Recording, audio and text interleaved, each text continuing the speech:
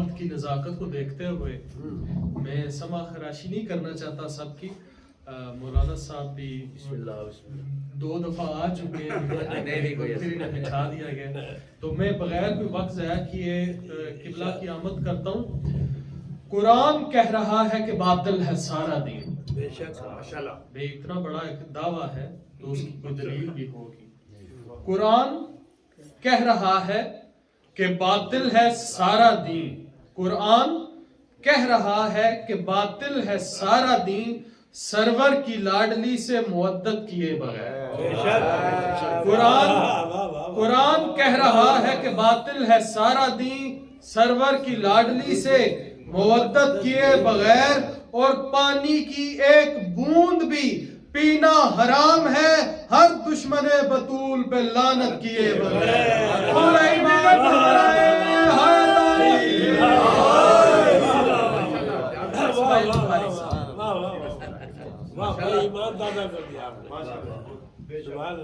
ماشاءاللہ حضور. بلندر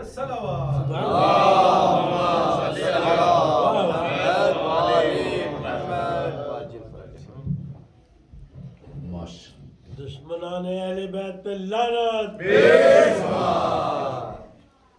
سبحان اللہ سبحان اللہ. بی بی پاک دے دشمناں تے لعنت. اعوذ باللہ من الشیطان الرجیم. بسم اللہ الرحمن الرحیم. الحمد للہ والصلاة علی اہلہا. اما بعد فقد قال اللہ سبحانہ وتعالی فی کتابہ المبین. بسم اللہ الرحمن الرحیم. انما یرید اللہ لیذھب عنکم الرجس اہل البیت ویطہرکم تطہیرا. اللہم صل علی محمد. وقال اللہ سبحانہ وتعالی فی کتابہ المبین. قل لا اسألکم علیہ اجرا الا المودۃ فی القربى صلوات. اللہم صل علی محمد وآل محمد. ماشاءاللہ بہت ہی پیارا کلام سبحان اللہ.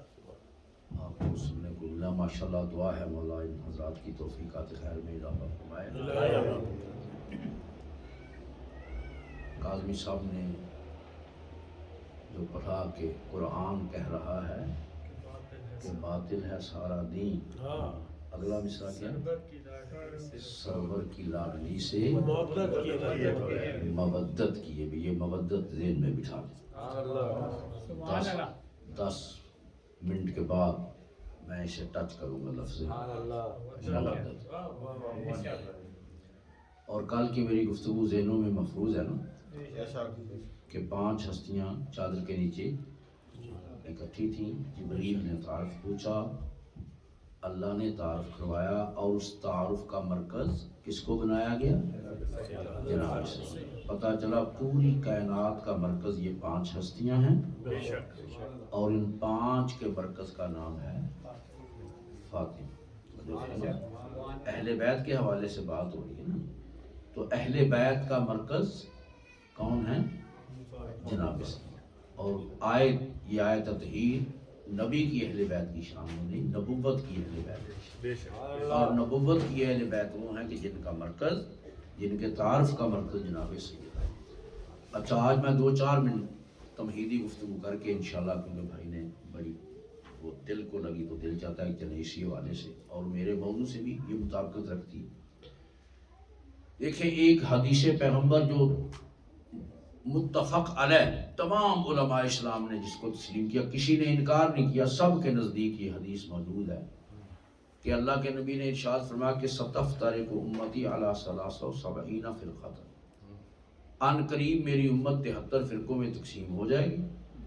واحدۃ منھا ناجیۃ, ایک ان میں سے نجات پانے والا ہوگا. والباقیۃ فی النار, اور باقی جتنے بھی ہوں گے وہ جہنم میں جائیں گے. فرقے 73 بن جائیں گے, نجات پانے والا فرقہ صرف ایک ہوگا. اب میں نے اس حدیث پاک کو پیش کرنے کے بعد کئی صاحبان علم کو یہ کہتے ہوئے سنا کہ پھر اس میں جو فرقے بنے ہیں بھائی، اس میں امت کا کوئی قصور نہیں ہے، کیونکہ حضور نے جو فرمایا تھا کہ 73 فرقے ہوں گے، تو اب ایسا ہو سکتا ہے کہ نبی فرمائے اور وہ بات سچی نہ ہو؟ وہ جو ہے نا، حضور نے فرمایا تھا کہ ان قریب میری امت 73 فرقوں میں تقسیم ہو جائے گی، سرکار کا فرمان غلط ہو نہیں سکتا، اس لیے 73 فرقے ہو گئے امت۔ یعنی مولوی بڑی چلاکی سے 73 فرقے بننے کی ذمہ داری نبی پہ ڈال رہے ہیں، کیونکہ حضور نے فرمایا تھا کہ 73 فرقے ہوں گے، توجہ فرمائیں، تو اس لیے بھائی حضور کا فرمان تو غلط ہو نہیں سکتا، حضور نے فرمایا تو 73 فرقے ہو گئے۔ لیکن دیکھیں ایک لفظ کے رد و بدل سے معانی میں زمین و آسمان کا فرق پڑ جاتا ہے۔ اب میں ممبر حسین سے کہہ رہا ہوں کہ بھائی 73 فرقے اس لیے نہیں بنے امت کے کہ حضور نے فرمایا تھا کہ میری امت 73 فرقوں میں تقسیم ہوگی، بلکہ حسنین کے نانا نے فرمایا ہی اس لیے تھا کہ میرے نبی کی نگاہ نبوت دیکھ رہی تھی امت کو 73 فرقوں میں تقسیم ہوگی۔ اپنے علم نبوت سے دیکھا میرے آقا نے اپنی امت کو 73 فرقوں میں تقسیم ہوئے، تو آپ نے علم نبوت کے ذریعے خبر دی کہ میری نگاہ نبوت دیکھ رہی ہے امت کو 73 فرقوں میں تقسیم ہوئے، اور کائنات بدل سکتی ہے، میرے نبی کے علم میں فرق نہیں آ سکتا۔ تو ہو گئے ماشاءاللہ، ہم نے تو وہ گن بھی لیے، کتابوں میں آ بھی گئے، وہ 73 فرقوں کے نام موجود ہے، جو چاہے لسٹ دے سکتے ہیں، وہ جو ہے نا۔ اب ایسی تقسیم ہوئی امت مسلمہ، بعد 2-4 منٹ کی تمہید ہے، وہ لفظ آپ نے ذہن میں رکھنا ہے، توجہ فرما۔ ایسی تقسیم ہوئی امت مسلمہ کے دین کے کسی ایک معاملے پہ متفق نہ رہی، جو آپ چیز دیکھیں گے شریعت کی دین کی اس میں اختلاف ہی، توجہ فرما۔ دیکھیں اعمال ہیں تو اعمال میں نماز سب سے اول ہے، روز محشر کے جان گداز بوقت اولی پرسش نماز ہو، بے شک اعمال میں نماز کا سب سے پہلا تو نماز میں اختلاف ہے یا نہیں؟ کوئی کہتا ہے یہاں ہاتھ باندھ کے پڑھو، کوئی کہتا ہے یہاں باندھو، کوئی کہتا ہے چھوڑ دو، ہے نا، کوئی کہتا ہے اکٹھی پڑھیں، کوئی کہتا ہے یہ الگ الگ پڑھیں، تو اختلاف ہے نا۔ اچھا اس کے بعد روزہ ہے، تو روزے میں ہے کوئی کہتا 10 منٹ پہلے افطار کرو، کوئی کہتا بعد میں، تو اختلاف موجود ہے نا۔ تو جو فرماتے ہیں زکوٰۃ ہے تو اس کے نصاب میں فرق ہے، تو چلو یہ تو مسائل شریعت ہیں، جو خود بانی شریعت ہے اس کی ذات بھی اختلاف سے مبرہ نہیں۔ حضور کی ذات میں اختلاف ہے یا نہیں بھی؟ کوئی کہتا نور ہیں، کوئی کہتا بشر ہیں، کوئی کہتا حاضر ناظر ہیں، کوئی کہتا نہیں، کوئی کہتا علم غیب رکھتے ہیں، کوئی کہتا نہیں، تو اختلاف ہے یا نہیں؟ اچھا چلیں یہ تو حضور کی ذات ہے جو خود خالق کبریا ہے، اس کی ذات بھی اختلاف سے نہ بچ سکتی۔ اللہ کے بارے میں کسی کا عقیدہ جی وہ فلاں رات کو جناب اتر کے چوتھے آسمان پہ 16 سال کے خوبصورت لڑکے کی شکل میں آتا ہے، آ کے کرسی پہ بیٹھتا ہے، اس کے پھر وزن سے پھر کرسی سے چر چر کی آواز آتی، اور یہ تو بخاری شریف میں روایت موجود ہے کہ جب قیامت بندوں کو جہنم میں ڈالے گا وہ بھرنے میں آئے گی نہیں، ایک ہی آواز دے گی حل من مزید، حل من مزید، اور لا اور معاذ اللہ، پھر اللہ اپنا ایک پاؤں جہنم میں رکھے گا، استغفر اللہ، بخاری شریف کی روایت، پھر آواز آئے گی کت کت کت، بس اب میں بھر گیا ہوں۔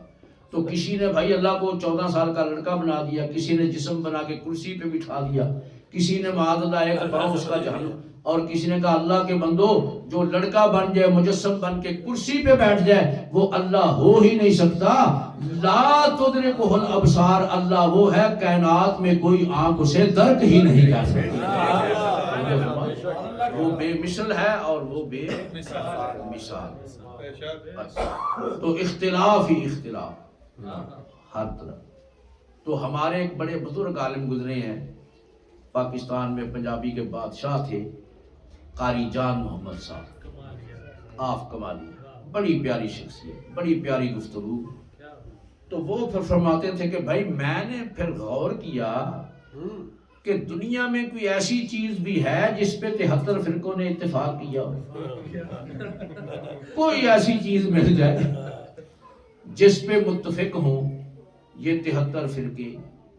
وہ کہتے ہیں اللہ کا وعدہ ہے کہ لیس الانسان الا ما سعی، کہ جس چیز کی انسان کوشش کرے اللہ دے دیتا ہے، تو پھر میں نے جب کوشش کی تو بڑی تگ و دو کے بعد وہ فرماتے ہیں 2 چیزیں مجھے ایسی ملیں کہ جن پہ 73 فرقوں کا اتفاق ہے۔ جانیے گفتگو پڑی، 2 چیزیں ایسی ملی جس پہ 73 فرقوں کا اتفاق ہے۔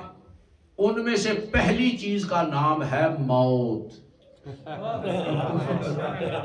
یہ کسی نے نہیں کہا پتہ نہیں ہونی کہ نہیں ہونی،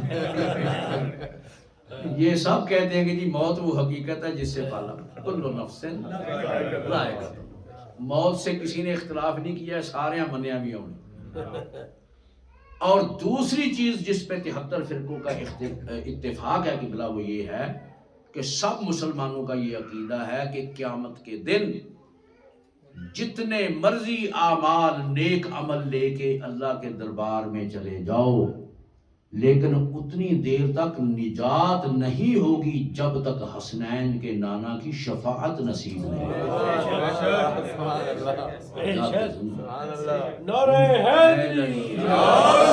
نجات اتنی دیر تک ممکن نہیں ہوگی جتنی دیر تک حضور شفاعت نہیں فرمائیں گے۔ اور اس کی دلیل یہ ہے کہ ہمارے پاکستان میں تو ریڈیو ٹیلی ویژن پہ جب اذان ہوتی ہے تو اس کے فوراً بعد ایک دعا لکھی بھی جاتی ہے اور پڑھی بھی جاتی ہے، اور آپ میں سے بھی اکثر کو یاد ہو چکی ہے، اللہم رب ھذہ الدعوۃ التامہ والصلاۃ القائمہ آتی محمدا الوسیلۃ والفضیلہ والدرجۃ الرفیعہ وابعثہ مقاما محمودا الذی وعدتہ وارزقنا شفاعتہ یوم القیامہ، کہ ہمیں قیامت کے دن اپنے نبی کی شفاعت سے بہرہ مند فرمانا۔ تو پتہ چلا کہ سب یہ مان رہے ہیں کہ بات بنے گی اس وقت جب حضور کی شفاعت نصیب ہوگی۔ توجہ فرماتے ہیں۔ تو دوستو اب جب یہ جو سفر معراج ہے نا میرے نبی کا، جو آقا معراج پہ تشریف لے گئے ہیں، تو لوگوں نے تو افسانے بنا دی یہ اللہ سے ملاقات کے لیے گئے۔ وہ اللہ جو عام انسان سے کہتا ہے کہ نحن اقرب الیہ من حبل الورید، میں عام انسان کی شہ رگ سے زیادہ قریب ہوں، وہ محبوب کو ملنے کے لیے اتنا سفر کرواتا ہے جی۔ اور بھائی یہ تو افسانے ہیں، قرآن میں کہیں نہیں ہے کہ اللہ سے ملنے کے لیے نبی گئے۔ اللہ نے سفر معراج بھی بتایا ہے، مقدار سفر بھی بتائی ہے، مقصد معراج بھی قرآن میں بتا دیا ہے۔ سبحان اللہ دی، پاک ہے وہ ذات اسرا بعبدہ، کہ جس نے اپنے بندے کو سیر کرائی لیلاً، ایک ہی رات میں، من المسجد الحرام الی المسجد الاقصی، مسجد حرام سے لے کے مسجد اقصی کی طرف۔ اور کیوں کروائی؟ لنریہ من آیاتنا، تاکہ دکھائیں اسے اپنی نشانیوں میں سے کچھ نشانیاں۔ تو پتہ چلا تکبیر، اللہ اکبر، نعرہ رسالت، یا رسول اللہ، نعرہ بڑی مہربانی، مجھے تھوڑا ذرا تیز چلنا ہے تاکہ منزل پہ میں آپ تو ادھورا نہ چھوڑوں اور پہنچا دوں کسی نہ کسی منزل پہ۔ تو پتہ چلا نبی اللہ کو دیکھنے نہیں گئے، اللہ کی نشانیوں کو دیکھنے، اللہ کی آیتوں کو دیکھنے کے لیے گئے۔ اور پھر سورہ نجم میں یہ فرما دیا کہ وَلَقَدْ رَأَىٰ مِنْ آیَاتِ رَبِّهِ الْكُبْرَىٰ، پھر اس نے دیکھی اپنے رب کی نشانیوں میں سے سب سے بڑی نشانی، آیات ربِّهِ الْكُبْرَىٰ، سب سے بڑی نشانی کو دیکھا۔ تو جو فرماتے ہیں اللہ کو نہیں دیکھا، اللہ کی آیت کبریٰ کو دیکھا۔ تو اللہ کو دیکھنے تو گئے ہی نہیں نبی، توجہ فرماتے ہیں۔ تو پھر مقصد معراج کیا تھا؟ توجہ فرمانا، جہاں اور راز کی باتیں ہوئی نا دوستو، ان میں سے ایک مقصد معراج یہ تھا کہ خالق نے فرمایا کہ میرا حبیب دیکھ، میں نے قیامت کے دن تاج شفاعت صرف تیرے سر پہ رکھا ہے، کائنات میں صرف تیرا لقب ہے شفیع المذنبین، گناہگاروں کی شفاعت کرنے والا۔ تو جو فرماتے تاج شفاعت، حق شفاعت صرف تجھے ہے قیامت کے دن۔ تو میرا حبیب قیامت کے دن جس کو بھی شفاعت کی ضرورت ہوگی وہ تو صرف تیرے دروازے سے ملے گی، اور دوستو جب ملے گی ہی ایک دروازے سے، تو جو فرماتے ہیں تو پھر ظاہر ہے کہ جنہوں نے دنیا میں حضور کا کلمہ پڑھا، چلے کسی مسلک سے ہے، وہ تو چلیں حق رکھتے ہیں نا کہ جا کے کہیں جی آپ کی رسالت کا اقرار کیا تھا، اس لیے حق رکھتے ہیں شفاعت، وہ تو آ کے لائن میں لگ جائیں گے نا جی، لیکن میں نے کتابوں میں پڑھا کئی غیر مسلم بھی آ کے لائن میں لگ جائیں گے، سکھ ہندو بھی جب اپنوں سے نہیں ملے گا تو لنگر تو سب کو چاہیے ہوتا ہے، ہاں تو وہ آ کے لگ جائیں گے۔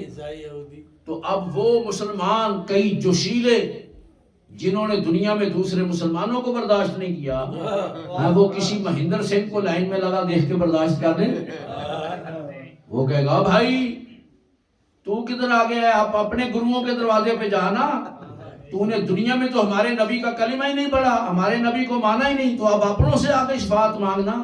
تو وہ جو مہندر سنگھ ہوگا نا وہ بھی معرفت رکھتا ہوگا، مسلمان جس کلمے پہ آج تو ناز کر رہا ہے اور جو کلمہ آج تجھے میدان محشر میں کھڑا نہیں ہونے دے رہا، مجھے اسی کلمے کی قسم کھا کے بتا کہ تیرا نبی اکیلے مسلمانوں کے لیے رحمت بن گیا۔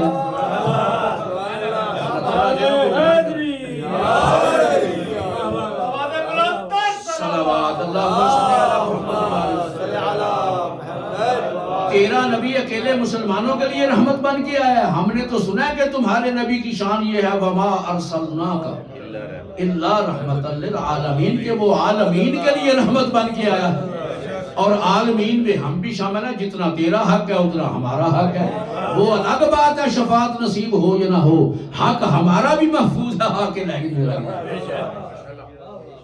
تو خالق فرمائے گا کہ میرا حبیب تو اپنے بھی تیرے دروازے پہ آئیں گے، بیگانے بھی آئیں گے، اور میرا حبیب دنیا میں تیرا دستور یہ رہا کہ جو بھی تیرے دروازے پہ آیا تو نے کسی کو خالی بھیجا ہی نہیں۔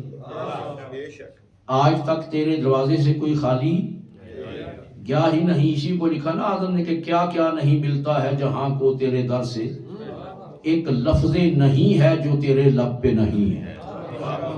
ایک نہیں کا لفظ میں نے تیری زبان پہ، نہیں کا لفظ کبھی تیری زبان پہ آیا ہی نہیں۔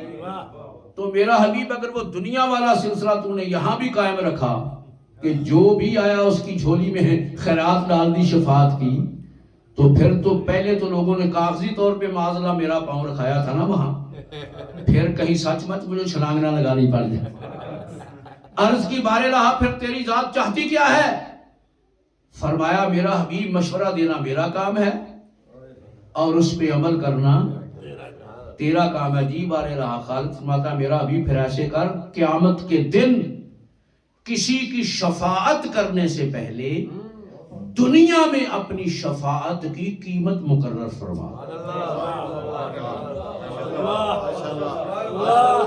دنیا میں اپنی شفاعت کی قیمت مقرر فرما دے کہ بھائی جسے میری شفاعت، جسے امنوں پہ ناز ہے اس سے بات نہیں، جس کا عقیدہ ہے کہ بات بنے گی جب میری شفاعت، تو جسے شفاعت چاہیے یہ قیمت ہے میری شفاعت کی، جو یہ ادا کر کے رسید لے کے میرے پاس آئے گا قیامت کے دن، میں محمد اس کی شفاعت کروں۔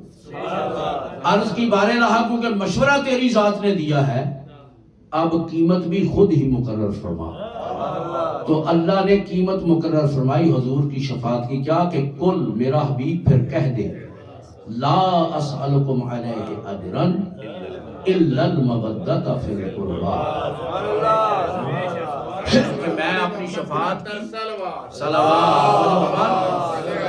کہ میں اپنی شفاعت کی اور کوئی قیمت نہیں مانگتا، اگر مانگتا ہوں تو یہ مانگتا ہوں کہ میری قربا سے، قربا سے مودت کی جائے۔ دیکھیں عرف عام میں یہ جرت نہیں رکھتا کہ بزرگ علماء نے جو ترجمے کیے ہوں تو میں کیوں جی وہ غلط ہے، ایسا نہیں ہے، لیکن یہ تو قرآن کی فصاحت و بلاغت ہے کہ جتنا آپ گہرائی میں اترتے جائیں گے اتنے معانی بکھرتے اور کھلتے چلے جائیں۔ ایک تو عرف عام میں یہ ترجمہ ہے کہ میرا حبیب کہہ دو کہ میں اپنی شفاعت کی اور کوئی قیمت نہیں مانگتا، تو یہ میرے قرابت داروں سے، میرے قریبیوں سے مودت۔ پہلے تو اکثر ترجمہ کر دیا گیا کہ میرے قریبیوں سے محبت، لفظ مودت ہے، ترجمہ کر دیا گیا محبت، جبکہ محبت خود عربی کا لفظ ہے۔ اگر مودت کا معنی محبت ہے تو اللہ یہ نہیں فرما سکتا تھا کہ قل لا اسألکم علیہ اجرا الا المحبۃ فی القربى۔ تو اگر اللہ نے لفظ مودت استعمال کیا پھر ماننا پڑے گا مودت کا معنی اور ہے، محبت کا معنی اور ہے۔ اور اگر تھک نہ جائے تو چلے اس کی بھی وضاحت کر دیتا ہوں۔ جو صاحب عرفان ہستیاں نا، ذرا روحانیت سے تعلق رکھنے والے، انہوں نے کسی کو چاہنے کے 14 درجے بیان کیے۔ کتنے درجے ہیں جی؟ کسی کو چاہنے سے کہ کسی سے محبت کرنے کے کتنے درجے ہیں؟ 14۔ پہلے درجے کا نام ہے انس۔ ابھی مجھے اس سے انس ہو گیا، انسیت ہو گئی ہے، یہ پہلا درجہ ہے کسی کو چاہنے کا۔ تو اب وہ 14 درجے میں گنوں گا تو آپ کو پتا چل جائے گا محبت کون سے نمبر پہ آ رہی ہے، مودت کون سے درجے پہ آ رہی ہے، اور مودت کے اوپر پھر کون سے درجہ آ رہا ہے۔ آپ کے سنیے گا توجہ ہے نا؟ تو وہ فرماتے ہیں پہلا ہے انس، پھر قرب، پھر معرفت، پھر محبت، پھر استحسان، پھر مودت، پھر عشق، پھر ولا، پھر فنا، پھر فنا فی الوجود، پھر فنا فی اللہ، پھر ناسوت، پھر لاہوت، پھر ملکوت۔ تو یہ 14 درجے ہیں۔ تو اب دیکھا پہلے ہے انس، قرب، معرفت، محبت۔ محبت ہے، محبت کے بعد استحسان، استحسان کے بعد مودت۔ تو یعنی مودت محبت سے 2 درجے بلند ہے، اور مودت کے بعد ہے پھر عشق، اور عشق کے بعد ہے ولا۔ تو جو ابھی محبت اور مودت کا فرق نہیں سمجھے، ان سے ولا کا کیا آپ سمجھنے کا تقاضا ہے؟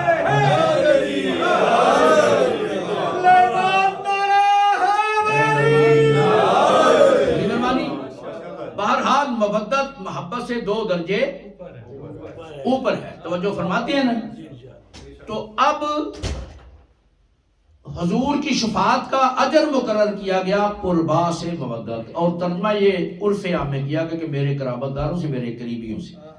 لیکن اگر آپ گرامر کے لحاظ سے ترجمہ کریں گے لفظ قربا کا تو اب 2-4 منٹ میں، اس دن میری آپ نے حوصلہ افزائی کی کہ آپ تھکے نہیں تھے، تو آج بھی 2-4 منٹ دیں گے نا، لطف آئے گا۔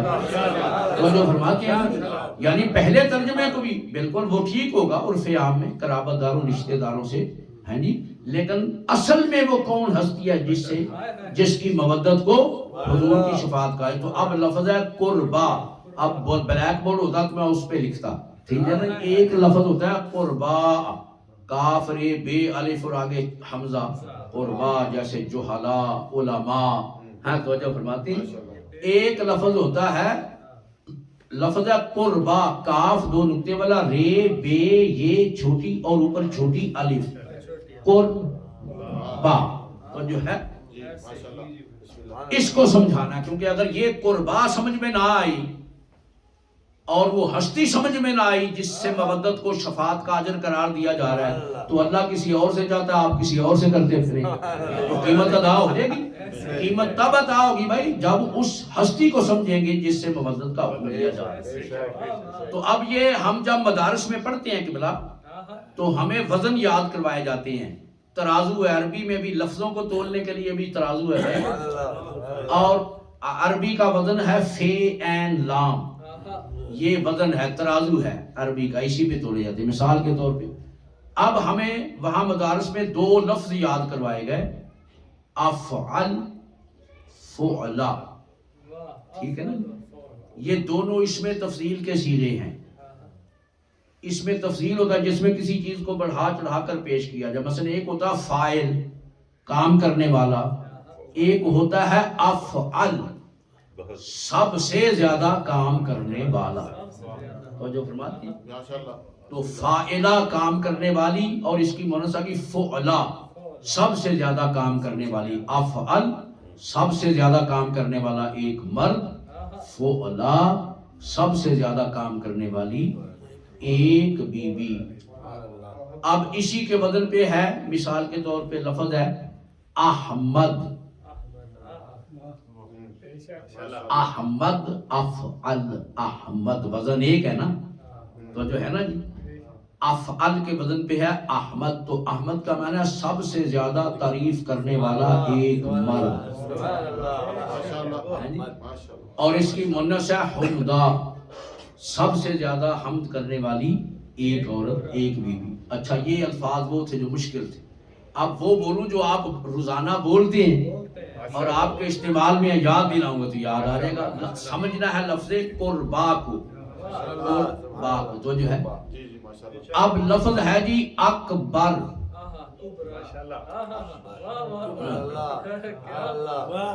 اللہ اکبر. اللہ سب سے بڑا. تو اللہ مرد یا عورت تو نہیں ہے لیکن لفظ تو کوئی استعمال ہونا ہے نا. تو اللہ کی شان کو مد نظر رکھتے اس کے لیے مذکر کے الفاظ استعمال کیے گئے لیکن لغت میں اس کا معنی ہے سب سے بڑا ایک مرد. تو جو فرماتے ہیں اور اس کی مؤنث ہے کبرا سب سے بڑی ایک عورت ایک بیوی. علی اکبر گھر میں سب سے بڑا علی. فاطمہ کبرا گھر میں سب سے بڑی فاطمہ. اسی طرح لفظ ہے اصغر سب سے چھوٹا. آپ اگلا بولیں گے تو مجھے سمجھ آئے گی کہ آپ کو سمجھ آگے بڑھا. اصغر سب سے چھوٹا ایک مرد اور اس کی مؤنث کیا ہے صغرا سب سے چھوٹی ایک بیوی ایک عورت. علی اصغر گھر میں سب سے چھوٹا علی. فاطمہ صغرا گھر میں سب سے چھوٹی فاطمہ. تو اکبر سب سے بڑا ایک مرد. کبرا سب سے بڑی ایک عورت. اصغر سب سے چھوٹا ایک مرد. صغرا سب سے چھوٹی ایک بیوی ایک عورت. اسی طرح لفظ ہے اقرب سب سے زیادہ قریبی ایک مرد اور اس کی مؤنث ہے قربا سب سے زیادہ قریبی ایک بیوی.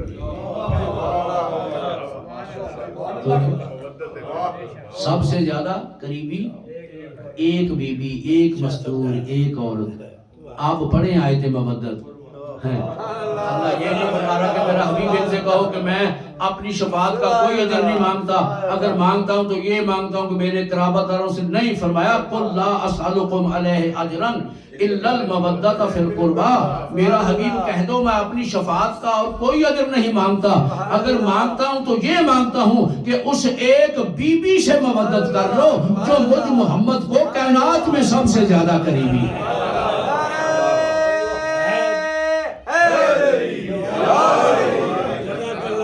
بڑی مہربانی, سلامت رہے, آباد و شاد رہے. کچھ موڈ بن رہا ہے میرا مولا کہ آج کو فضائل آپ کی خدمت میں اس بیوی کے پیش کرنے کا.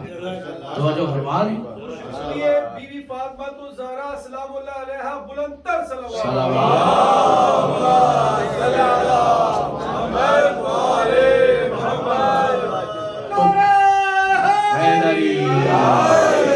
تو پتا چلا بھائی کہ حضور کی شفاعت کی قیمت ہے اس بیوی سے مودت. تو جو اس بیوی سے مودت کرے گا بھائی یعنی حضور کی شفاعت کی قیمت ادا کرے گا تو اسے کیا ملے گا بھائی؟ حضور کی شفاعت نصیب ہوگی. اور جسے حضور کی شفاعت نصیب ہوگی پھر اسے کیا ملے گا بھائی؟ جنت. تو پتا چلا کہ حصول جنت اعمال پہ موقوف نہیں, حصول جنت موقوف ہے اس بیوی سے مودت کرنے میں. اسی لیے تو سلطان العارفین کی قلم اٹھی نا باب سلطان باؤ کی سرکار. ہاں, سلطان العارفین فرماتے ہیں جنت ویسن عیش کرے سن. ہاں, جنت ویسن عیش کرے سن الا المودت والے ہوں. ہاں, جنہوں نے قرآن کی اس آیت پہ عمل کیا ہے نی, قربا سے مودت کی, وہ جنت میں بھی جائیں گے اور عیش بھی کریں گے. جنت ویسن عیش کرے سن الا المودت والے ہوں. اے بن حب حیدر جنت نہ مل سی کیا سورے کیا سارے.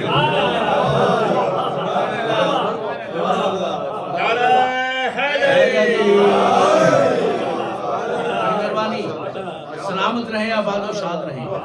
تو اب وہ ذہن میں آ, کل میں یہاں پہنچا تھا کہ پوری کائنات کا مرکز ہے یہ 5 اور 5 کا مرکز ہے یہ بیوی. اور آج یہ میں نے بتایا کہ حضور کی شفاعت کی قیمت ہے اس بیوی سے مودت کرنا ہے. تو مرکز تو یہی بیوی بن رہی ہے نا. تو پھر جس بیوی کو اللہ نے اتنی عزت و عظمت عطا کی, آج دل چاہتا ہے کہ اس بیوی کی عظمت کے 2 جملے حضور کی خدمت میں پیش کریں. بڑی مہربانی, آپ سلامت رہیں. کل میں نے وہ عرض کیا تھا علامہ اقبال کا کلام پیش کیا تھا کہ کچھ لوگ یعنی اپنی جہالت کی بنا پہ آج تو مسجدوں اور ممبروں میں بیٹھ کے، یعنی میں نے خود سنا ایک مولوی خطبہ دے رہا ہے جناب جمعے کا ممبر پہ، اور یہ سنی اور شیعہ کو دیکھو کتنے سادہ لوگ ہیں، یہ ان دونوں کا عقیدہ ہے کہ جناب زہرا کی شان بلند ہے جناب مریم سے۔ معاذ اللہ، یہ مولوی گفتگو کر رہا، میں جواب اس کا دوں گا کہ جی یہ دونوں کہتے ہیں کہ یہ جناب زہرا کی شان بلند ہے جناب مریم سے، جبکہ جناب مریم وہ ہستی ہیں جن کے نام پہ اللہ نے قرآن میں پوری سورت نازل فرمائی، سورہ مریم، اور کئی مرتبہ نام لے کے اللہ نے ان سے خطاب کیا، ان کی طہارت کی گواہی دی۔ تو ان سیدھے سادے بندوں کو سمجھاؤ کہ جس کے نام پہ قرآن کی سورت نازل ہو اور جس کا اللہ نام لے کے اس سے خطاب کرے، شان اس بی بی کی زیادہ ہونی چاہیے، یا جس کا ایک دفعہ بھی قرآن میں نام نہیں آیا شان اس بی بی کی، کیونکہ ظاہری طور پہ ہمیں بی بی کا اسم گرامی قرآن میں نہیں ملتا۔ تو جاہل مولوی اس نقطے کو مد نظر رکھ کے لوگوں کو راستے سے ہٹانا چاہتا ہے کہ جی جناب سیدہ کا تو ایک دفعہ بھی قرآن میں نام نہیں آیا۔ تو دوستو، اس سے پہلے کہ کوئی شیعہ خطیب یا عالم اس بات کا جواب دیتا، دور حاضر کے بہت بڑے سنی عالم، میں پہلے عرض کرتا ہوں اختلاف ہزاروں ہو سکتے ہیں، لیکن جو سچائی کسی کی زبان سے نکلی ہو، کم از کم میں تو اس کا انکار نہیں کر سکتا۔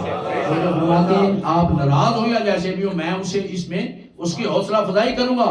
علامہ طاہر القادری، ان کی قلم اٹھی، وہ کہتا ہے مولوی تو یہ کہتا ہے کہ جناب سیدہ کا ظاہری طور پہ نام نہیں آیا، تو اگر اس راز کو سمجھنا چاہتا ہے نا کہ اللہ نے ظاہری طور پہ اس بی بی کا اسم گرامی قرآن میں کیوں نہیں لکھا، تو آج تھوڑی دیر کے لیے طاہر القادری کے ساتھ میدان مباہلہ میں چل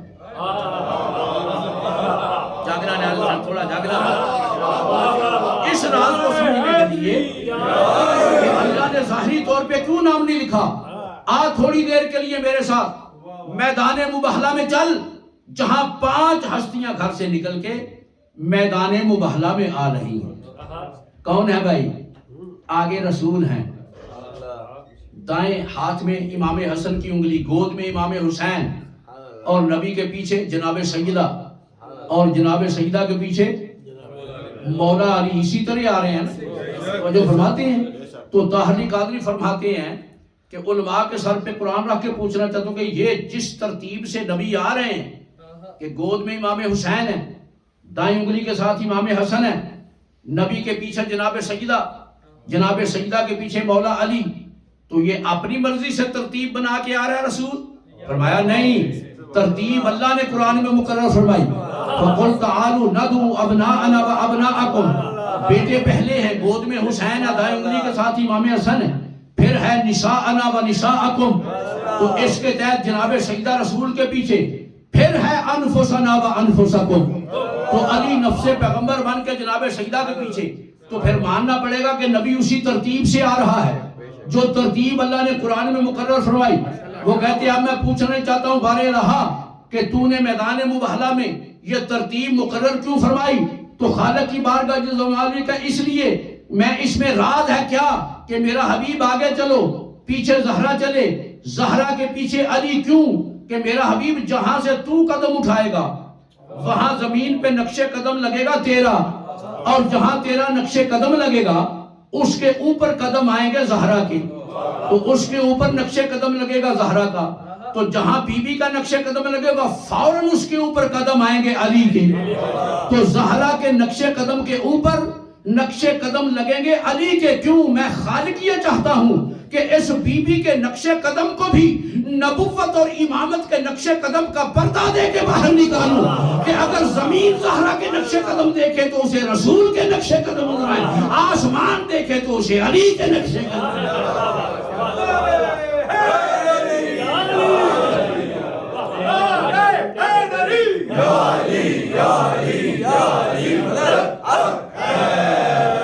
انشاءاللہ آج پرواز کریں گے آپ بی بی کے فضائل میں، ذرا ذہنوں کو آمادہ کرنے بی بی کے فضائل سے۔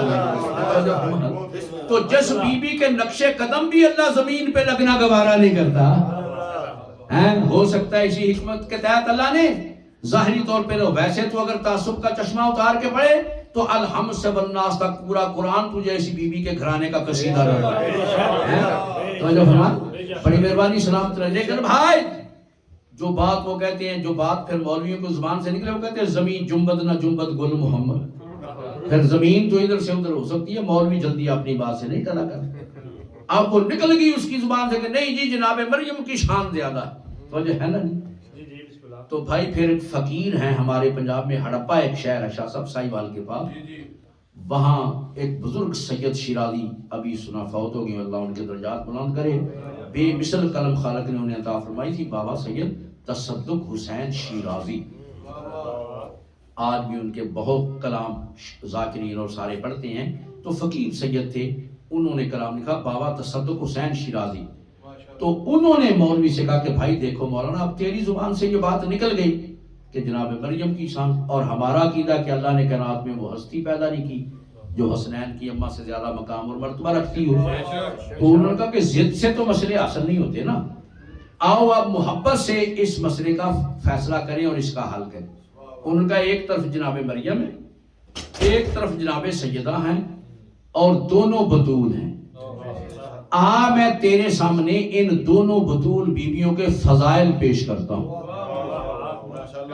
اور فضائل کا تقابل کر کے پھر فیصلہ تو خود کرنا کہ عظمت اور شان کس بیوی کی زیادہ ہے. تو شاہ صاحب نے جو اشعار لکھے، اس کے آخری شعر میں، اس آخری شعر کی تائید طاہر القادری نے کتاب لکھی ہے ماراج البحرین فی مناقب الحسناء.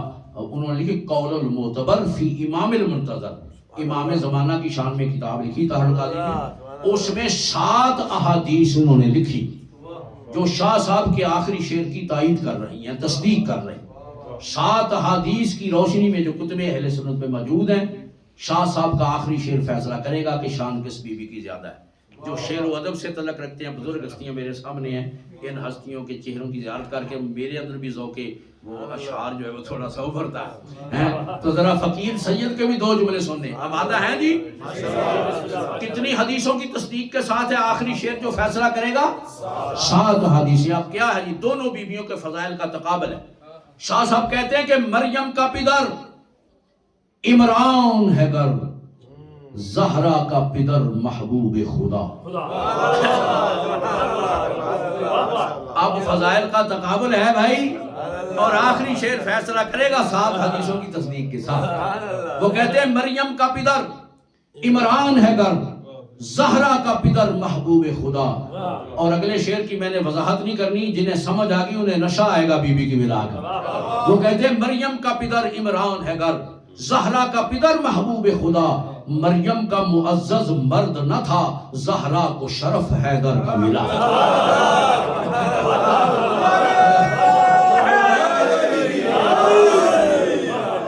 بی بی مریم کا تو شوہر نہیں تھا، جناب سیدہ کو علی جیسا شوہر رکھنے کا شرف، اور یہی تو فرق ہے مریم بھی بتول ہے، زہرا بھی بتول. مریم بتول ہے بغیر شوہر کے، زہرا بتول ہے شوہر کے ہوتے ہوئے. اللہ کے بندے بغیر شوہر کے بتول ہونا اور بات ہے، شوہر کے ہوتے ہوئے بتول ہونا. انشاءاللہ آپ پرواز کریں گے بی بی کے فضائل میں، تھوڑا سا ذہن بنا لگا. تو جو ہے فرمایا مریم کا پدر عمران ہے گر، زہرا کا پدر محبوب خدا. مریم کا معزز مرد نہ تھا، زہرا کو شرف حیدر کا ملا. وہ کہتے ہیں تاریخ نے مریم کے ایثار کا کب ہے ذکر کیا؟ کہیں ملتا ہے کہ حضرت مریم کی ماں نے یہ قربانی کی دین کی خاطر؟ کہیں وہ کہتا ہے تاریخ نے مریم کے ایثار کا کب ہے ذکر کیا؟ سب مال خدیجہ کبریٰ نے اسلام پہ قربان کر ڈالا. زہرا کی ماں نے تو سب لٹا دیا دین کی خاطر، سب قربان کر دیا خالق کے دین کی طرف. اور آخری شعر فیصلہ کن ہے بھائی، 7 احادیث کی تصدیق کے ساتھ جاگ کے سننا. وہ کہتے ہیں مریم کا پدر عمران ہے گر، زہرا کا پدر محبوب خدا. مریم کا معزز مرد نہ تھا، زہرا کو شرف حیدر کا ملا. تاریخ نے مریم کے ایثار کا کب ہے ذکر کیا؟ سب مال خدیجہ کبریٰ نے اسلام پہ قربان کر ڈالا. اور وہ کہتے ہیں فرق یہ ہے دونوں بیویوں کے فضائل میں کہ کرار کا پوتا، کرار کا پوتا جب مہدی، کرار کا پوتا جب مہدی اس دہر میں جلوہ گر ہوگا زہرا کے پسر کے قدموں میں مریم کے پسر کا سر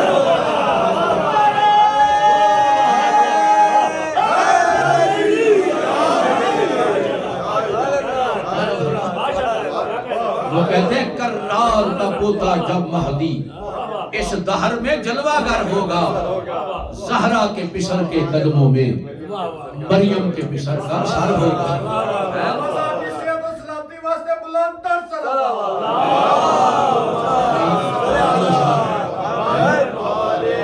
اگر بیٹا مریم کا آگے ہو کے نماز پڑھائے گا تو پھر مانتے ہیں کہ شان بی بی مریم کی زیادہ ہے. اور اگر امام زہرا کا بیٹا ہوگا اور مریم کا بیٹا مقتدی بنے گا تو جو فرماتے ہیں نا جی تو پھر مانو کہ شان جناب سیدہ کی زیادہ ہے. بڑی مہربانی، آباد و شاد رہیں. اور دیکھیں حضور ہمارے ہاں ماشاءاللہ اہل بیت سے محبت رکھنے والے شورا نے بہت نذرانہ عقیدت پاک بی بی کی بارگاہ میں پیش کیا. اب میرا دل چاہتا ہے کہ میں ہمیشہ اکثر ممبر پہ اس ہستی کا ذکر کرتا ہوں، سائم چشتی صاحب. سائم چشتی جو بظاہر تو لبادہ سنیت میں تھا لیکن ہزاروں نہیں بلکہ لاکھوں بندوں کو در اہل بیت پہ جھکا کے گیا، جس کی وجہ سے لاکھوں بندے آج در اہل بیت پہ آئے. اور پوری دنیا میں جس نے علی علی کروائی، کلام سائم چشتی کا ہوتا تھا، زبان نصرت فتح علی قبال کی ہوتی تھی. ساری زندگی نصرت نے کلام سائم چشتی کا پڑھا ہے. مشہور قوالی شاہ مردان علی شیر علی علی علی دم علی علی، یہ سائم کا کلام تھا نا. کبھی دیوار ہلتی ہے کبھی در کام جاتا ہے، علی کا نام سن کے آپ کی خیر. تو یہ سائم چشتی صاحب، تو میں کیونکہ پاکستان میں میری یہ کوشش تھی میں علماء اہل سنت کو بہت زیادہ ممبر حسین پہ لے آیا. تو میں نے کہا یار یہ اتنی بڑی محب اہل بیت ہستی ہے، 60 کتابیں جس نے لکھی ہیں اہل بیت کی شان میں ہیں جی. پہلے تو مشکل کشا ہے 4 جلدوں میں، پھر ایمان ابو طالب 2 جلدوں میں تو جو فرماتے ہیں، پھر شہید ابن شہید 2 جلدوں میں، پھر بی بی کی شان میں ایک نظم میں، ایک نثر میں. جو نثر میں ہے وہ البتول، جو نظم میں ہے وہ خاتون جنت. تو جو فرماتے ہیں تو 60 کتابیں لکھی سائم نے. اس نے کہا جی میرا بی بی سے وعدہ ہے کہ جب تک ہاتھ میں طاقت ہے تیرے گھرانے کی عظمت میں کتابیں لکھتا ہی رہا اور لکھتا ہی رہا سائم جی. تو جو ہے نا جی، تو میں ان سے ملنے کے لیے گیا کہ انہیں کہوں کہ آپ ایک دن اگر آپ میرے ساتھ آ جائیں گے ممبر حسین پہ تو کتنا. تو میں چلا گیا، انہیں پتا چلا کہ سید آیا ہے. تو مجھے ممبر کی قسم ہے وہ پھر جوتی نہیں پاؤں میں پہنی، میں نے دیکھا وہ ننگے پاؤں باہر آئے، میرے ہاتھ کو پکڑا، بے اختیار بوسے دیے، مجھے کھینچتا الٹے قدموں، پشت نہیں کی میری طرف، کھینچتا ہوا مجھے الٹا چلتا چلتا مجھے اس کمرے میں لایا جہاں خود بیٹھتا تھا مجھے بٹھایا. جتنی دیر میں بیٹھا رہا میرے سامنے دوزانو ہو کے بیٹھا رہا. اور وہ اس نے کہا جی کہ یہ میں ایسا ہو نہیں سکتا، سید زادہ ہے میں انکار کروں، لیکن ایک بات ہے کہ یہ آپ دیکھیں کہ قبلہ اگر میں ایک دن آپ کے ساتھ جاؤں گا باہر ممبر پہ تو پھر میں اکیلا تو شیعہ ہوں. انہوں نے کہا اکیلا ہی شیعہ، کیونکہ وہ کتابیں ساری پھر اڑ جائیں گی جو میں نے لکھی ہیں صاحب، کیوں وہ تو شیعہ لگ جائے گا نا لیبل. اور اگر اس فقیر کو یہیں بیٹھا رہنے دیں گے تو میرا وعدہ کہ جب جاؤں گا لاکھوں بندوں کو بطول کے در پہ جھکا کے ان کا یہ میرا وعدہ. تو میں نے کہا جی آپ کی ڈیوٹی ادھر ہی، میں اپنا واپس لیتا ہوں جناب، آپ ادھر ہی رہیں، ادھر ہی آپ کی ڈیوٹی بلند ہے. تو مجھے انہوں نے آج بھی یاد ہے ان سے ملاقات قبلہ. تو وہ کہنے لگے کہ قبلہ لوگ تو بہت کہتے ہیں آل محمد کا صدقہ ہے اللہ نے عزت دی ہے، لوگ کہتے ہیں جی سائم چشتی علامہ ہے، مفسر قرآن ہے، بہت بڑا شاعر ہے. تو لیکن حضور اگر اجازت دیں تو میں بتاؤں کہ میں اپنی نظروں میں خود کو کیا سمجھتا ہوں. میں نے کہا جی فرمائیں. تو وہ پنجابی لکھتے تھے نا، پنجابی بھی اردو بھی شاید زیادہ پنجابی. تو انہوں نے 2 شعر مجھے سنائے جو آج بھی مجھے یاد ہے کہ وہ کہتے ہیں جناب میں نے لکھا ہے کہ ایویں سمجھ کے مینوں نہ رول چھڈی، معمولی سمجھ کے مجھے ضائع نہ کر دینا، ایویں سمجھ کے مینوں نہ رول چھڈی، اتھرو عابد بیمار دی اکھ دا. میرے مولا سجاد جو زندگی بھر خون روتے رہے وہ کوئی آنسو گرا تو میں سائم بن گیا. وہ کہتے ہیں ایویں سمجھ کے مینوں نہ رول چھڈی اتھرو عابد بیمار دی اکھ دا ہاں تے سائم لوکاں دی نظر وچ ککھ دا نہیں پر میں حسین دی نظر وچ لکھ دا تو میں کہتا ہوں سائم پھر حسین تو ادھار رکھتا ہی نہیں کسی کا حسین تو وہ کریم ہے جو کسی کا ادھار نہیں رکھتا تو پھر تیرا ادھار اتار نہیں دیا حسین نے او بھائی میں یہاں یورپ میں بیٹھا ہوں ممبر حسین پہ بیٹھا ہوں اور ذکر تیرا کر رہا ہوں تو پھر ادھار اتار نہیں دیا زہرا کے لحاظ کہ ممبر حسین کا ہے اور کلام میں تیرا پڑھ رہا ہوں ممبر حسین کا ہے ذکر میں تیرا کروں پھر حسین تو ادھار رکھتا ہی نہیں تو جو فرماتی ہے تو وہ سائم چشتی صاحب نے بی بی کی شان میں ایک منقبت لکھی ہے سائم کا کلام ہے بھائی آپ باپ نے ڈنڈی نہیں مارنی سنی سمجھے مظاہر سنی تھا ویسے تو لاکھوں بندوں کو شیعہ کر گیا سائم چشتی اب دیکھنا کہ بھائی وہ کس معیار پہ بولے بی بی کی عظمت میں سائم کی وہ کہتے ہیں کون فاطمہ جس کے بابا کے سپاروں پہ شجر پلتا ہے ایسے نہیں بھی اب سننا ہے ایسے ہے چند منٹ ہے بس فضائل کے آخری حصہ ہے جیسے میری تمنا ہے وہ کہتے ہیں جس کے بابا کے سپاروں پہ شجر پلتا ہے اور جس کے بابا کے اشاروں پہ قمر چڑھتا ہے جس کے بابا کے اشاروں پہ قمر چلتا ہے اور کہتے ہیں کون فاطمہ جس کے بابا کی اطاعت کا صلہ ملتا ہے ملتا ہے یا نہیں ملتا بھائی وہ کہتے ہیں جس کے بابا کی اطاعت کا صلہ ملتا ہے اور جس کے بابا کے توسل سے خدا ملتا ہے اور جس کے بابا کے توسل سے خدا ملتا ہے اور وہ کہتے ہیں کون فاطمہ جس کا فرزند شہادت کے ترانے بانٹے جس کا فرزند شہادت کے ترانے بانٹے اور جس کا سرتاج ولایت کے خزانے بانٹے اور جس کا سرتاج ولایت کے خزانے بانٹے اور جو کملا یہ اگلا شعر ہے میں تسلیم کرتا ہوں اکثر کہ میرے پورے اشرے کی مجلس سے ایک طرف سائم کا ایک شعر ایک طرف کتنا بڑا میں نے دعویٰ کیا ہے تو اب سننا ویسے جیسے میری پڑھنے کی تمنا ہے بڑی مہربانی وہ کہتا ہے کہ جس کا فرزند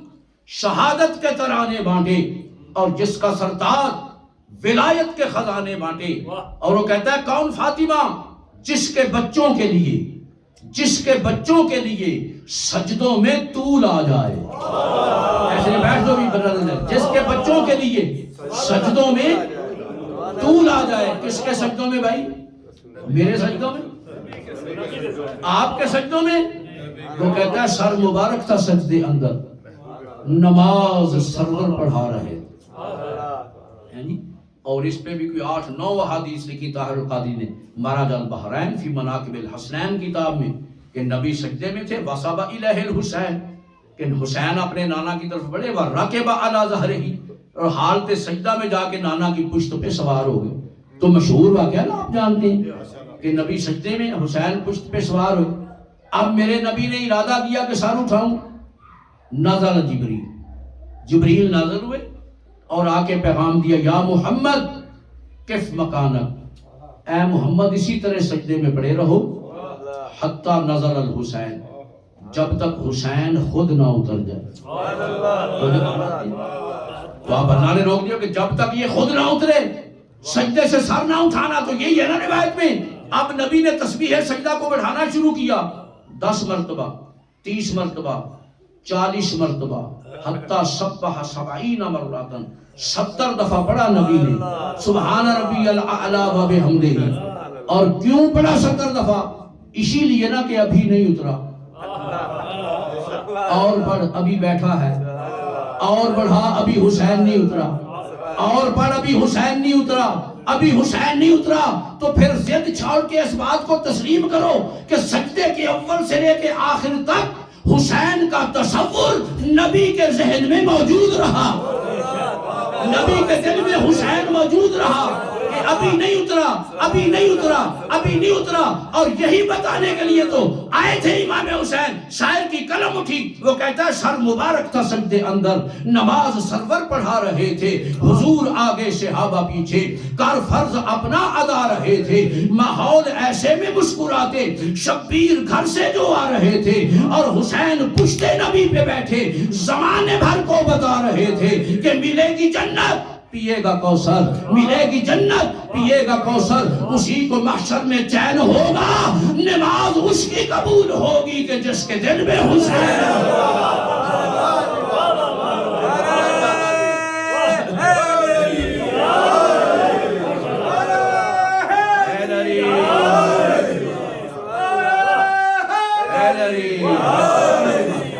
وہ کہتے ہیں ملے گی جنت پیے گا کوثر، اسی کو محشر میں چین ہوگا، نماز اس کی قبول ہوگی کہ جس کے دل میں حسین ہوگا. تو حسین کہتا ہے جس کے بچوں کے لیے سجدوں میں طول آ جائے اور جس کے بچوں کی سواری میں رسول آ جائے، اور جس کے بچوں کی سواری میں رسول آ جائے. اور حسین کہتا ہے کہ ذرا شائن کی نگاہوں سے آ کے اس دروازے پہ نگاہ ڈال، پھر تجھے کائنات کی ہر عظمت زہرا کے دروازے پہ ہاتھ باندھ کے کھڑی نظر آئے گی. وہ کہتے ہیں نہیں تو میں بتاؤں یہ در وہ ہے کہ شہید فاطمہ کے، شہادت فاطمہ کی. جاگنا بھائی لفظ حسین کے ہیں، لفظوں کا تو وہ بادشاہ تھا.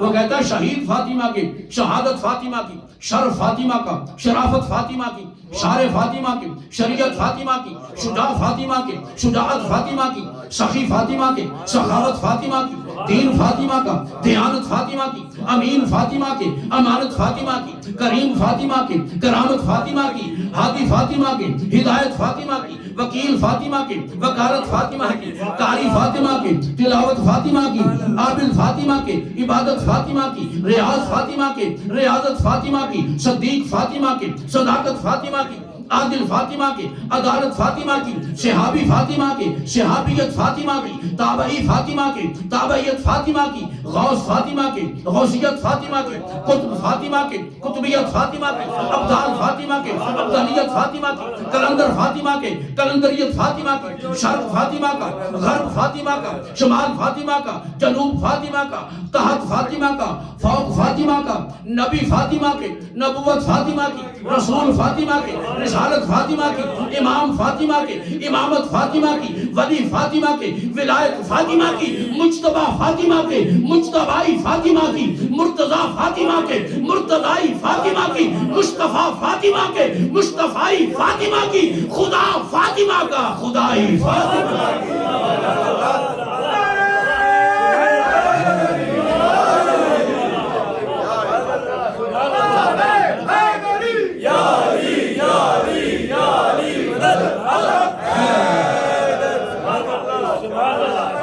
خدا فاطمہ کا،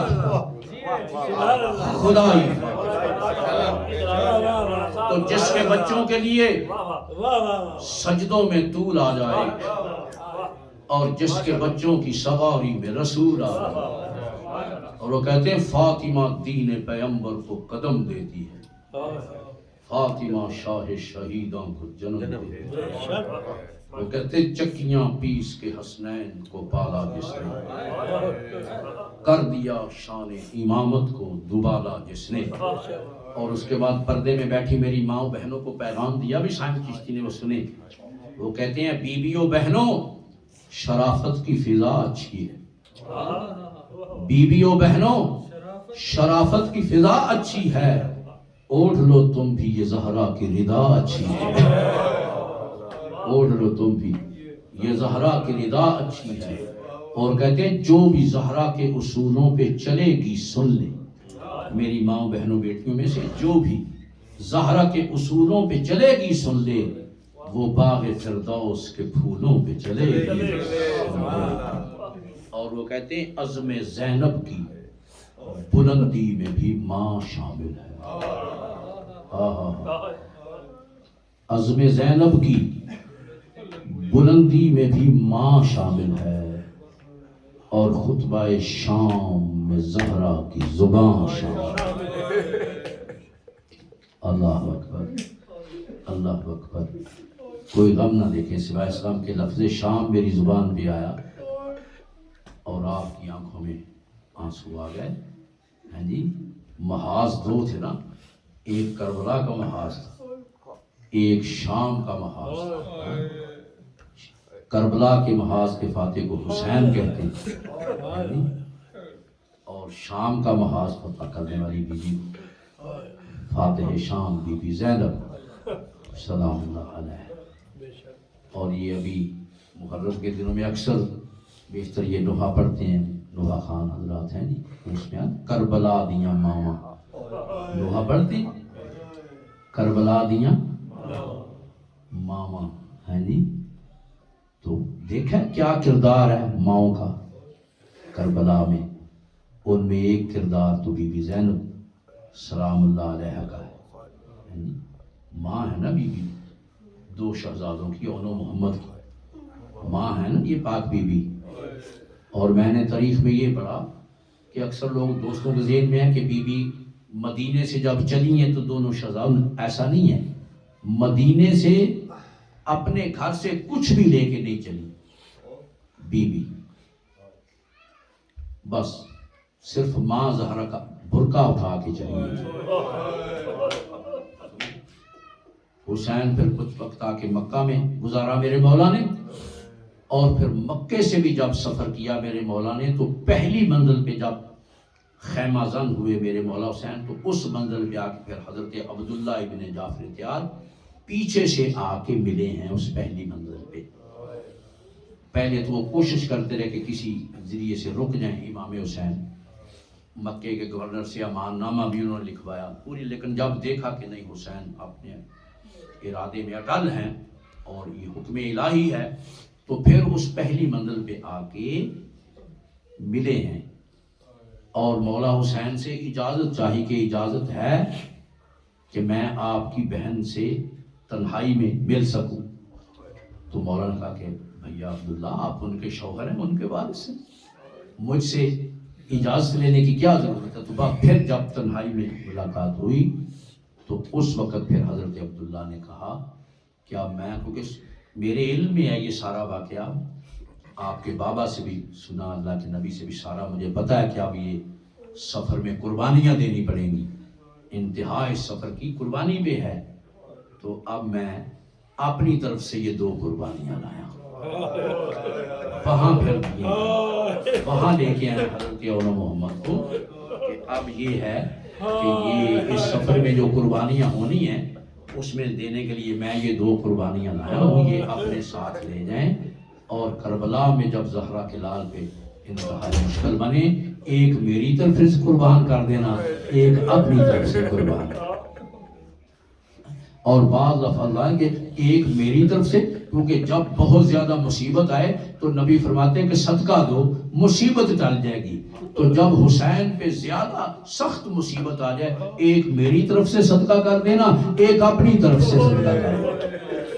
اور ازادر علماء کہتے ہیں کہ جب یہ لفظ صدقہ استعمال کیا نا حضرت عبداللہ نے, بس اس وقت سے بی بی نے پھر ان دونوں شہزادوں کو زیادہ قریب نہیں آنے دیا. اگر کوئی بیٹا بھیا علی اکبر کے ساتھ رہا کرو, ماموں عباس کے ساتھ, پورے سفر میں بی بی نے زیادہ شہزادوں کو قریب نہیں آنے دیا. اور کربلا میں بھی بس بیٹا بھیا علی اکبر کے پاس رہو, ماموں کے پاس زیادہ رہو. لیکن پھر ایک رات تھوڑی دیر کے لیے قریب کیا کہ جب شب عاشور تھی اور امام حسین خیموں کا جائزہ لے رہے تھے کہ بیویاں مستورات کے خیموں کا کہ بیویاں کس حال میں ہیں.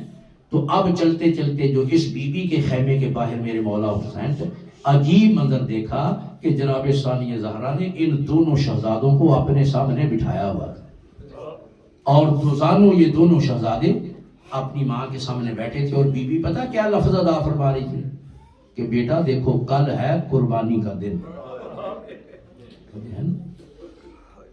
کل سب میدان میں جائیں گے. تو میں یہ نہیں تمہیں کہتی کہ جب میدان میں جاؤ تو خوب لڑنا, خوب شجاعت دکھانا, وہ تو تمہاری رگوں میں نانا علی کا خون ہے اور تمہارے دادا جعفر تیار ہیں. تو شجاعت اور بہادری تو تمہارے خون میں شامل ہے. تو میں یہ نہیں کہوں گی کہ بڑی جرأت دکھانا، خوب شجاعت دکھانا. ہاں یہ کہنا چاہتی ہوں، وصیت کرتی ہوں کہ جب لڑتے لڑتے تمہارا قبضہ فرات پہ ہو جائے تو پانی نہ پینا کیونکہ حسین کے بچے. بیٹا کہیں پانی نہ پی لینا کیونکہ حسین کے بچے پیاسے. دکھائیں دنیا میں کوئی ایسی ماں جو اتنے دن کے پیاسے بچوں سے کہہ رہی ہو کہ بیٹا پانی نہ پینا کیونکہ حسین کی سکینہ پیاسی ہے، پیانی نہ پینا کیونکہ حسین کا علی اصغر پیاسا. بس آزادہ دو جملے ان شہزادوں کی شہادت کے. اس کے بعد پھر اگلے دن جب تقریباً سارے چلے گئے، بس ایک آدھ ہستی سے پھر پہلے شہادت ہے ان شہزادوں کی. تو جب دیکھا کہ بھائی میں سخت مصیبت ہے تو اس وقت آ کے پھر بی بی نے کہا کہ بھیا نانا کا بھی فرمان اللہ کہ جب مصیبت آئے تو صدقہ دو. تو بھائی یہ میرے دونوں بیٹے یعنی صدقہ ہیں علی اکبر کا، تو میں انہیں میدان میں بھیجتی ہوں. اور کتنی سن ہے شہزادوں کا، یہ آپ اس بات سے اندازہ لگائیں کہ ایک شہزادے کو مولا حسین نے گود میں اٹھا کے گھوڑے پہ سوار کرا اور ایک کو مولا عباس نے گود میں اٹھا کے گھوڑے پہ سوار کرا. تو کم سے نا دونوں شہزادے، دونوں کو میدان میں بھیجا. اور جب حملہ کیا بنی ہاشم کے ان شیروں نے تو کئی میل تک فوجیں بھاگتی ہوئی ان کے آگے چلی گئی. اور ایسا جہاد کیا شہزادوں نے کہ یہ ظالم بے دین یہ ایک دوسرے کہتے ہیں کہ اگر یہ دونوں شہزادے اکٹھے لڑتے رہے تو تا قیامت تم ان پہ غلبہ حاصل نہیں کر سکتے. اگر چاہتے ہو تو ان میں جدائی ڈالو، ان کو الگ کرو. پھر یکبار کی جو فوج اشکیا نے حملہ کیا تو دونوں شہزادوں میں جدائی ہو گئی، فاصلہ ہو گیا. ایک شہزادہ ادھر چلا گیا، ایک شہزادہ. لیکن جہاد جاری ہے.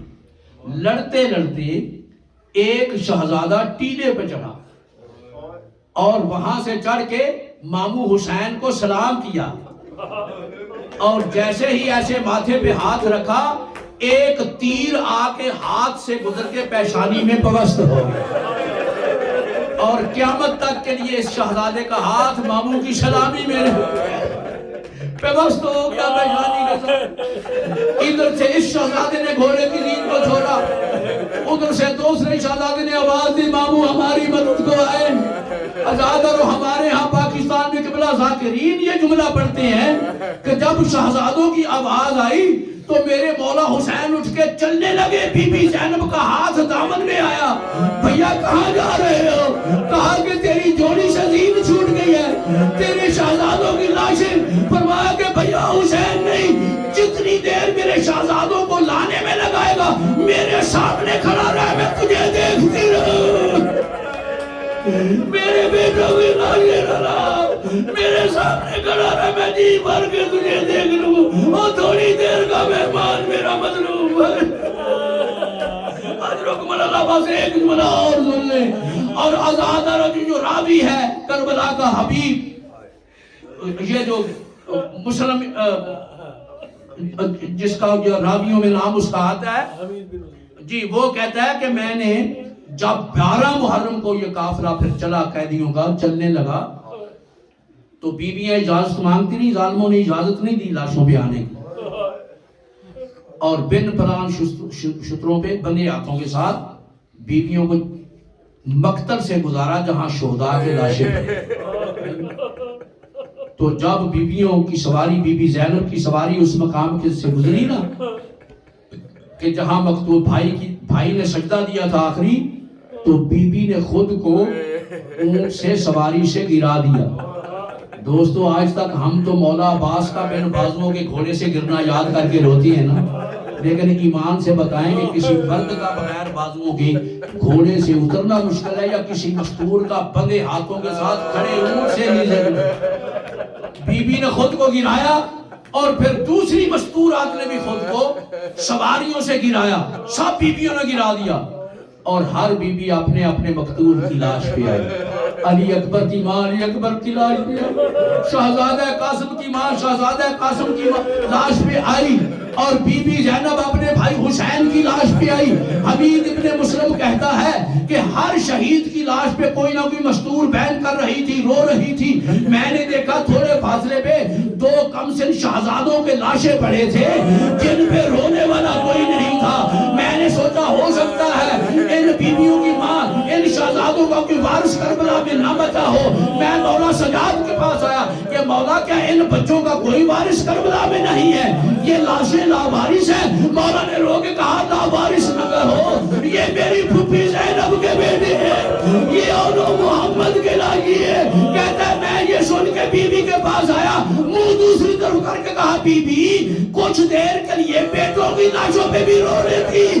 بی بی نے رو کے کہا یہ میں نے حسین کا صدقہ کر دیا ہے, اب صدقے وہ دے گا نہیں کرتے.